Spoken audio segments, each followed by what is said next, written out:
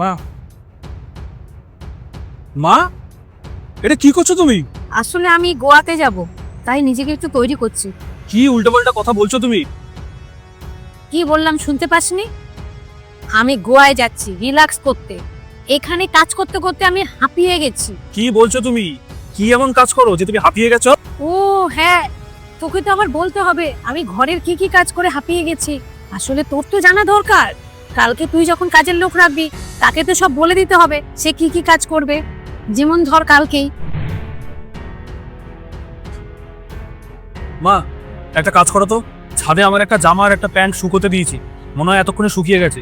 নিয়ে আসো, আমার একটু বেরাতে হবে। আরে বাবু, আমি তিনতলা ছাদে কি করে যাব? তা মা, তোমার জন্য কি এখন আমি লিফট লাগিয়ে দেবো বাড়িতে? কি বলছো নিজেই বুঝতে পারছো না? কি উল্টাপাল্টা বলে যাচ্ছ? হ্যাঁ, বাবু তুই তো বসেই আছিস, যা না তুই গিয়ে নিয়ে আয় না। বসে আছি মানে কি বলতে চাও? আমি একটা মেল চেক করছিলাম, অফিস থেকে এসেছিল। আর আমি কি বসেই থাকি?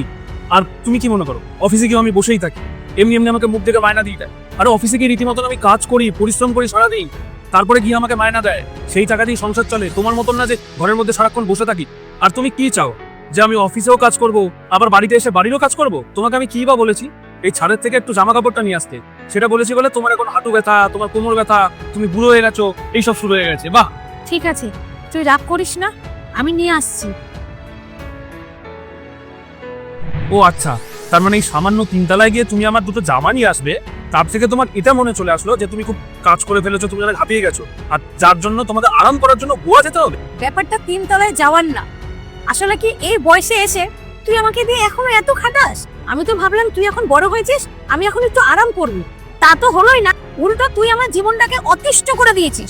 সারা বাড়িতে তুই আমাকে চাকরের মতো খাটাস, তোর বউ থাকতেও বাড়ির সব কাজ তুই আমাকে দিয়ে করাস। এটা কি বলছো তুমি?